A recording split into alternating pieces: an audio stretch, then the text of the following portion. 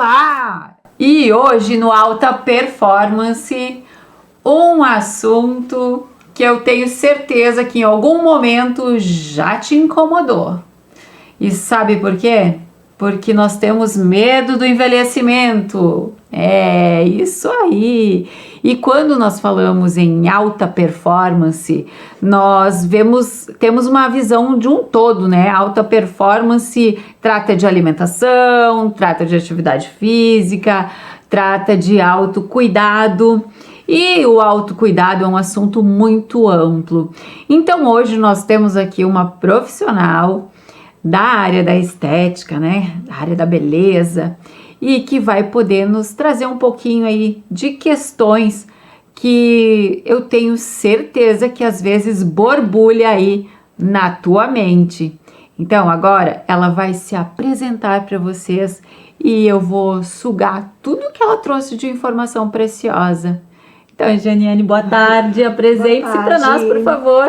Boa tarde, Cíntia, boa tarde, pessoal que está nos acompanhando. Eu me chamo Janiane Oliveira, sou esteticista, biomédica, trabalho na área da estética há mais de 8 anos e hoje eu vim aqui para conversar um pouquinho com vocês a respeito de autocuidado, rejuvenescimento, né, que são assuntos que muito nos preocupam e que a gente tem buscado, a gente vê, né, que as pessoas estão buscando cada vez mais tratamentos nessa área para manter o embelezamento da pele, saúde e rejuvenescimento. Então, que bacana! E eu vou já começar direta e reta. A pessoa chega para ti e diz assim: estou envelhecendo, estou me sentindo muito envelhecida, preciso dar um jeito, não estou aguentando mais me olhar da forma como eu estou. Como é que tu vai receber essa pessoa? O que tu vai sugar dessa pessoa para saber o porquê que ela está envelhecendo tão rapidamente, segundo ela? Isso é muito comum, né, Cíntia? Porque, principalmente para a mulher, né, a gente se olha no espelho, parece que foi da noite pro dia, assim, tu te olha no espelho, parece que tá derretendo, né? Essa expressão que eu ouço muito ali na clínica, estou derretendo, tenho a sensação de que eu estou derretendo, né? Esse é um sinal claro do envelhecimento, o envelhecimento das nossas células, e isso acontece por diversos fatores, né? Que vão acontecendo ao longo da vida e nós não nos damos conta. Na verdade, a gente só vai se dar por conta realmente quando impactar no espelho, né? Mas a primeira coisa que a gente tenta, né, que eu incorporei assim na minha rotina, na minha anamnese, enfim, nesse momento de acolhimento da paciente, é tentar entender realmente como que está o estilo de vida dela, como que é o estilo de vida dessa paciente, para depois sim a gente poder traçar um plano de tratamento adequado conforme a realidade dela. E ao teu ver, assim, qual a importância, né, de levar concomitantemente o tratamento, vamos supor, do envelhecimento facial com uma alimentação saudável, com a prática de atividade física? Tem a ver isso ou não tem absolutamente nada a ver? Conta pra gente. Tem tudo a ver, muito mais do que nós imaginamos, né? Porque a gente tá muito acostumada a ouvir a respeito da genética, né? Ai, a minha genética é boa, a minha genética não é boa, tá? Mas a genética, ela não é uma sentença, tá? Nós temos hoje, está mais do que provado cientificamente, com estudos, que a gente consegue sim, através da epigenética, né, a modular os genes do envelhecimento e tudo mais, e evitar então, prorrogar ao máximo que esses sinais apareçam, se tornam visíveis na nossa pele. Então, o que é a epigenética? É a forma como eu me comunico, como eu é o meu estilo de vida, é a forma como eu me comporto, né? São as escolhas que eu faço durante toda a minha vida que vão impactar futuramente na pele, né, que vem através de sinais, de linhas de expressão, branqueamento dos cabelos também e tudo mais, né. Então a genética todos nós temos, mas ela não é uma sentença, né, não é porque a minha avó envelheceu muito cedo, tinha muitas rugas, ou até a minha mãe, porque eu vou viver com essa, vou estar predestinada a seguir o mesmo caminho. Vai depender muito, então, das nossas escolhas ao longo da vida. E isso, então, nessas escolhas está a atividade física, a alimentação, inclusive as amizades, né?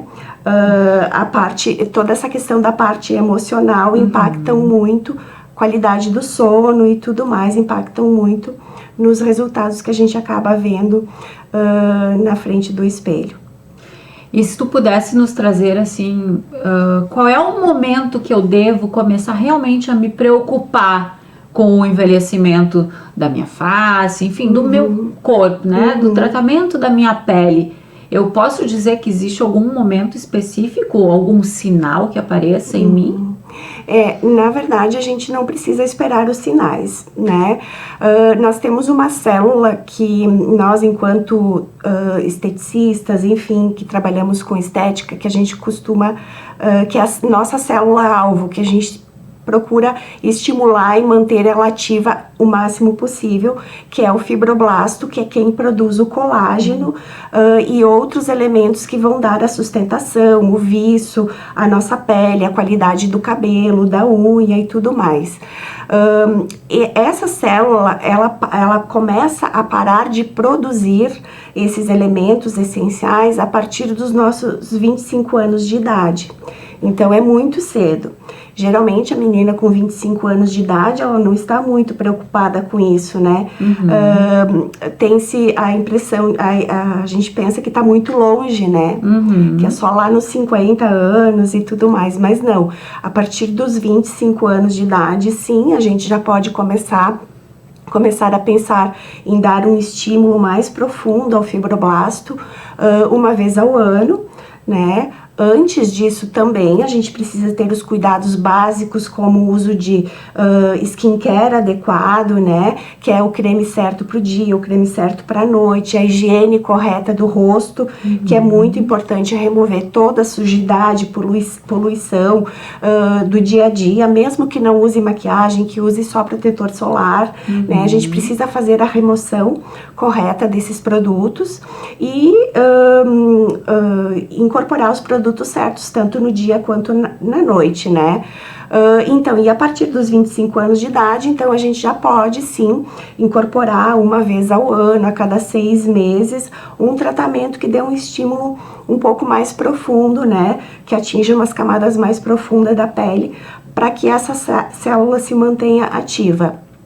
A partir dos 25 anos de idade, a partir dos 30, 35 anos de idade, principalmente, a gente tem uma outra situação muito importante que também poucas mulheres sabem, que os nossos níveis hormonais acabam declinando, tá? E com o declínio dos níveis hormonais, a gente também tem um envelhecimento de pele mais acentuado, diminuição da produção de colágeno, né? Porque essa célula, o fibroblasto, eles possuem ele e mais outras células que nós temos, compõem a nossa pele, receptores hormonais, né? Então, quando eu tenho a queda de alguns hormônios específicos femininos, o estrogênio, a progesterona e até a própria testosterona, né?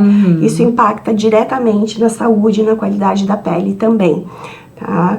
Então, aí a partir dos 35 anos, sim, aí a gente tem que se preocupar em intensificar mais ainda os tratamentos estéticos de estímulo de colágeno. Aí a gente tem uma gama enorme, né, que podem ser incorporados, lasers, radiofrequência fracionada de diversos tipos, microagulhamento, a gente tem peelings também e principalmente a cosmetologia, né, porque a paciente ela vai uma vez por mês, uma vez a cada 2 meses, 3 meses na clínica fazer o tratamento, mas o restante do tempo é ela quem cuida da pele dela. Então, é importante manter esses hábitos, né? Junto a tudo isso, então, reforço os bons hábitos, né, de alimentação saudável, equilibrada, dietas muito restritivas, Cíntia, tu sabe que excesso de proteína faz mal, mas falta de proteína também, né? Sim. Carboidrato é a mesma coisa, gente. As nossas células precisam de carboidrato para produzir alguns substratos, né? Que para a produção de colágeno e tudo mais. Então, quando a dieta é muito restritiva, também prejudica. E uma série de fatores de autocuidados, né? Diários que a gente tem que ir implementando nessa rotina. E aqui nós falamos, né, deixar bem claro, né, da importância sempre de um acompanhamento com exames, né, fazer um exame de sangue, ver como estão aí as vitaminas, porque a gente revela isso na unha, no cabelo, na face, né, então a gente tem que ficar atento aos detalhes. Às vezes o cabelo ali tá caindo demasiadamente, hoje nós temos a tricologia, né? Exato. Então nós temos que ficar atentos. O que tu nos recomendaria, assim, né? Agora um pouquinho de referência ao cabelo, porque o cabelo é o terror da mulherada, né? O cabelo mexe na autoestima, assim, profundamente. É um terror quando a gente tem que passar uma tesoura no cabelo, né? Então, o que é que a gente deve, assim, ficar mais atenta em relação ao cabelo? Tá, como eu falei, a partir dos 35 anos de idade, a gente passa a ter esse declínio hormonal, né, que acaba também influenciando diretamente no cabelo. Afinamento de fios, embranquecimento dos fios, né, inclusive também acontece muito de a paciente acabar desenvolvendo alopecia androgenética também, por conta disso, do desequilíbrio hormonal. Então a gente precisa, assim, estar muito atenta a essa questão. Viu que começou a cair demais, o cabelo começou a ficar mais ralo, mais fino, principalmente nessa parte mais superior, né, que é onde a gente olha no espelho. Muitas vezes as mulheres são muito altas e acabam não percebendo. Aí algumas vão procurar porque a colega, a amiga, enfim, alguém falou, olha, tu tá com pouco cabelo na região superior, né? Porque ela é muito alta e acaba não enxergando realmente no espelho. Mas geralmente a gente percebe quando vai se olhar no espelho que essa região aqui da parte frontal, ela está mais fina, tu consegue ver um pouquinho ali do couro cabeludo, né? Muitas vezes, muita coceira também às vezes, né? Tem essa questão da coceira. O próprio fio de cabelo, ele acaba mudando muito a estrutura por conta de que a pele também passa a produzir menos gordura, né, menos lipídios. Isso impacta também na formação de um fio de cabelo forte, saudável. Aí a gente percebe aumento do frizz, né? Muitas vezes o cabelo não se acomoda mais o fio de cabelo não se acomoda mais como se acomodava antes. Então perde a textura e tudo mais. E nessa questão de cabelo, né, nós moramos aqui numa região fria. E agora, com a tendência do friozinho chegando, aquele chuveiro quente, né? O que tu tem para nos trazer sobre isso? E outra coisa, hein, que eu hoje me policio muito, mas por muitos anos lavava o cabelo à noite e ia dormir com o cabelo não seco. Isso realmente prejudica o nosso cabelo? Isso afina o nosso cabelo? Traz queda para o nosso cabelo? Sim, é muito importante a gente observar esses cuidados, esses mínimos detalhes que fazem toda a diferença, né? Por exemplo, a água muito quente, até para o nosso rosto, ela não faz bem, porque a pele do rosto é o couro cabeludo também, né? O couro cabeludo é uma extensão da nossa pele do rosto. Então eu vou ter um ressecamento maior, sim, tanto na pele do rosto quanto no couro cabeludo. Isso vai resultar em aumento de rugas, né? Pele muito ressecada, a maquiagem já não fica bonita durante o dia, aparece aquele craquelamento e tudo mais. E no couro cabeludo acontece a mesma coisa, ele envelhece também. E se eu não tenho um couro cabeludo saudável, eu não tenho a formação, eu não crio um ambiente favorável para a formação de um fio saudável, né, forte e saudável. Tomar banho, como tu falou, e dormir com o cabelo úmido também não faz bem, porque é uma tendência à proliferação de fungos e bactérias. Isso pode gerar dermatites, coceiras no couro cabeludo, né? E pode sim levar a uma queda de cabelo. Então a gente precisa ter cuidado, pode lavar, mas cuidado para secar, né? Ter esse cuidado para secar bem o couro cabeludo e evitar ao máximo de dormir com ele molhado.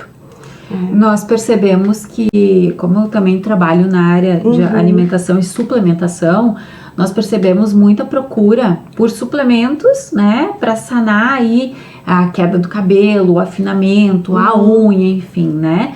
Mas nós sabemos que não é para todo mundo a mesma coisa, né? Que tem que fazer uma avaliação com uma profissional para realmente entender o que está acontecendo, né? Para que isso tome o caminho assertivo, né? E agora eu te pergunto, ainda referente ao cabelo, existe uma forma de dizer assim, não, tá dentro da normalidade, porque muitas pessoas dizem, se saiu na escova é uma coisa, se caiu no chão é outra coisa, e outra, as estações do ano, o que tu tens para nos trazer, né, sobre isso? O cabelo realmente cai mais em alguma estação? É verdade? Não? A gente tem, assim, até a literatura nos traz de que é normal cair 100 fios de cabelo diário por dia, né? Mas é difícil de a gente mensurar isso no dia a dia, né? Na clínica eu faço um teste de tração junto com outros testes que a gente faz para tentar identificar qual é o padrão daquela queda. Porque eu posso ter um padrão alopecia androgenética, né, padrão de perda de cabelo referente mais relacionado com a questão hormonal. Eu posso ter um padrão de queda de cabelo relacionado com a nutrição, com carências nutricionais, ou até com o estresse que o paciente sofreu. Isso é válido para homens e mulheres também. Os exames laboratoriais, como você comentou antes, eles são indispensáveis, são bem pra gente poder, para nos dar um guia, né, para saber o que realmente precisa ser suplementado naquele paciente, para saber o que aquele organismo está precisando naquele momento, né? Mas, então, existe como a gente fazer esse teste na estética para tentar identificar junto com a história do paciente, né? Com o que ele nos traz de relato do seu dia a dia e tudo mais. E é normal, sim, nós termos uma queda de cabelo um pouquinho mais intensa anual, vai depender do ciclo capilar de cada paciente. Não quer dizer que todos vão perder em uma determinada estação do ano, há uma tendência, sim, mas cada paciente tem o seu próprio ciclo capilar, então isso vai depender muito. Então vai ter períodos, sim, de que a gente vai ter um desprendimento de fios maiores do que outros períodos do ano, né? Então a gente precisa ficar atento quando aumenta a queda de cabelo. É interessante procurar um profissional para ver o que está acontecendo, né? Para analisar esse couro cabeludo, para entender, né, o momento em que o paciente está passando e relacionar com alguns outros fatores para a gente poder identificar, traçar um plano de tratamento que seja mais assertivo. E hoje nós temos, então, excelentes profissionais, assim como tu é na tua área, enfim, trazendo toda essa preciosidade de informações. Mas há anos atrás, eu olhava pro cabelo que eu perdia e eu dizia, vou ficar careca. Esse ano eu fico careca. Perdia muito cabelo. E aí, descobri que eu tinha hipotireoidismo. Então, inicia-se um tratamento, porque sabemos que a unha enfraquece, o cabelo dá muita queda, fica fraco, tu acaba, na academia tu não rende, tu não tem ganho de massa magra, enfim, né? E aí, depois dos ajustes, né, juntamente com um profissional, aí juntamente com o que é essencial realmente de suplementação, eu tive uma melhora muito grande. Não vou dizer que não perco muito cabelo, ainda perco muito, mas gente, não fiquei careca, né? Então assim, nós devemos ficar atentos e procurar essa ajuda o quanto antes, porque depois, pelo que eu percebo, né, dos atendimentos que eu faço, ou pós-gestação, que as mulheres estão sensíveis, né, que aparece então melasmas, Exato. aí o cabelo tá caindo demais pela amamentação, a produção, né, toda, então acaba ficando depressiva. Exato. E deixar chegar nesse ponto, concordas comigo que é muito pior depois a gente conseguir recuperar tudo isso? Sim. Quando eu sempre falo para as minhas pacientes, quando elas identificam algo que não está de acordo com a normalidade do que elas vêm observando no seu corpo, na sua rotina, é bom procurar um profissional, né, para ver se realmente está normal, está dentro dos parâmetros considerados normais, ou se precisa de uma intervenção. Porque o quanto antes começarmos os tratamentos, tanto de pele, quanto de mancha, até a própria rosácea, né, que aqui na nossa região tem muito, queda de cabelo principalmente, né, mais fácil de a gente reverter. Tá? Você falou da questão hormonal, né? Hoje em dia a questão hormonal é algo que preocupa muito o profissional que é da área da saúde, que ele é mais integrativo, nos preocupa muito porque o sistema endócrino realmente ele comanda todo o nosso organismo, os hormônios de uma forma geral eles comandam todo o nosso organismo e hoje a gente tem uma questão que é muito preocupante, que são os disruptores endócrinos, né?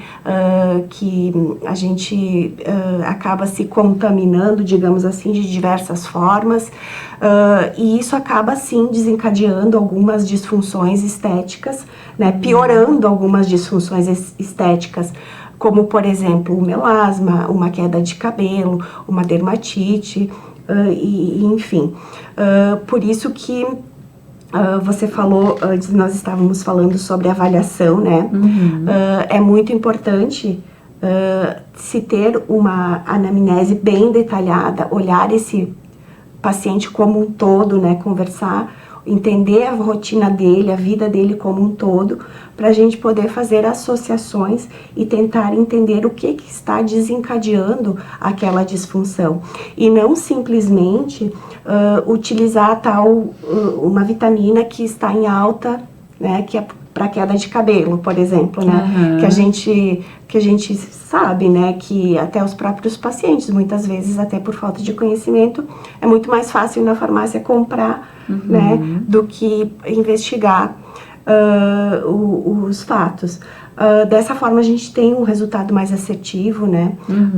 E o paciente fica mais satisfeito com os resultados. Nós podemos ver por aí que muitas vezes as pessoas acabam se automedicando, eu acho que é B12, vai lá, compra uma B12 e vai fazer uma B12, e aí tá vários meses fazendo a B12 e a queda continua, enfim. Por quê? Porque pode ser que a cadeia ramificada é um zinco, um magnésio, se não tem, né, a cadeia toda equilibrada, a B12 não vai dar o seu resultado. Até como nós estávamos falando antes, o próprio intestino, né? Se o intestino do paciente não está funcionando adequadamente, mas aí tem aquela questão, às vezes o paciente fala, meu intestino funciona e tudo mais, mas como que funciona? Né? Às vezes o que é normal para o paciente não é o normal que deveria ser. Então tudo isso a gente consegue identificar na consulta de avaliativa, né? Na conversa com o paciente. Falávamos também, né, da Isadora Randon, que esteve aqui, gravou um programa com a gente, e ela dizia, olhem para o cocô, né? Temos que olhar para o cocô, porque o nosso cocô fala muito, né? Então, assim, sobre a nossa hidratação, sobre como é que nós estamos ali, né? Realmente fazendo a absorção dos nutrientes, enfim, né? E ele, sempre reforçando que ele é o nosso segundo cérebro, né? E precisamos, então, dar uma atenção. Muitas vezes as pessoas... Qual é a primeira solução? Vou tomar um laxante. E aí, daqui a pouco, tu percebe que tu está tomando laxante né? Sim, não, né, que se torna rotina na vida do paciente, mas não, pelo contrário, né, vai prejudicar a longo prazo, vai trazer outros problemas, né, que muitas vezes irreversíveis. E qual seria uma dica que tu pode, assim, dar pra... Eu, por muito tempo, vou confessar que por muito tempo eu não cuidei da minha pele, né? Eu não passava um creme. Pra falar bem a verdade, eu comecei em dezembro do ano passado. E até já comentei em algumas outras situações que agora parece que eu nunca fiquei sem na vida, né? A gente parece que a pele agradece, e ela agradece realmente, né? Então, demorei muito para ter essa iniciativa. O que tu recomenda hoje para as pessoas que estão aí? Eu não uso creme, eu não uso creme do dia, creme da noite. O que é o básico do amanhecer, por exemplo? Amanheceu, acordamos, vamos para o banheiro. Dá um exemplo, uma dica pra gente do que é saudável para nossa face. Bom, eu sou um pouquinho suspeita em falar, porque o que me trouxe para a estética realmente foi essa minha paixão pelo skincare, né? De eu gostar de cremes e tudo mais, e ler a respeito, ler rótulos e bulas e tudo mais, foi o que me direcionou para a estética, isso desde muito cedo, né? Muito nova. Hoje é indispensável numa rotina de skincare, como eu falei anteriormente, né, à noite. Então, fazer a higiene correta da nossa pele, né, remover toda a maquiagem com uma dupla limpeza, né, que é o uso de óleo específico para remover mais o sabonete. E de manhã é indispensável o uso de um hidratante correto para o seu tipo de pele. Tá? Mesmo uma pele oleosa, ela precisa de hidratação e uma proteção correta, proteção solar correta. Tá? Mas eu não me exponho ao sol, passo o dia todo trabalhando, né, em lugar fechado. Tudo bem, mas precisa de uma proteção adequada. Hoje nós temos a radiação das lâmpadas, né, que elas prejudicam bastante a nossa pele. E a gente tem produtos para isso. Tem produtos muito bons no mercado hoje, inclusive, que não tem disruptores endócrinos e tudo mais, que a gente pode associar. Mas então a hidratação e a proteção, a proteção solar adequada para cada tipo de... Entender a rotina do paciente, né, para indicar o produto certo. O protetor solar correto, digamos assim, a gente fala protetor solar, mas é a proteção, né? Ou contra o sol, ou contra a radiação de lâmpadas, que o próprio celular, tablet, computador, que hoje nós estamos muito expostos, né? Essas luzes. E à noite, então, a dupla limpeza. Esse é o básico, indiscutível, na minha consultoria de skincare que eu presto para pacientes também. Perfeito. E uma outra dúvida que eu tenho e que eu acredito que muitas pessoas também tenham é referente ao shampoo. Nós falamos aí da tricologia, né? Enfim, o shampoo, ele vai agir no nosso couro cabeludo, no fio, mas ele também pode estar passando pela face, certo? Existe algum cuidado que a gente tem que ter, assim, mais específico na escolha de um shampoo?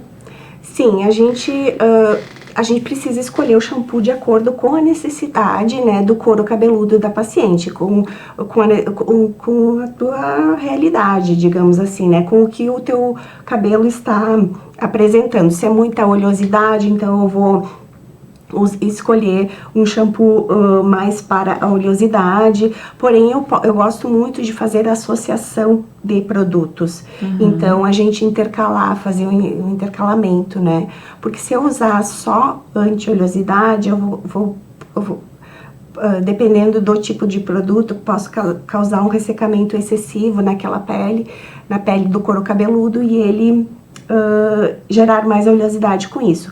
Então, isso tudo é feito personalizado, né, de acordo com a necessidade de cada couro cabeludo. O fato de o shampoo escorrer no rosto, a gente precisa, sim, tem que ter um certo cuidado, né, mas como você já vai estar ali no chuveiro, então é fácil de tirar.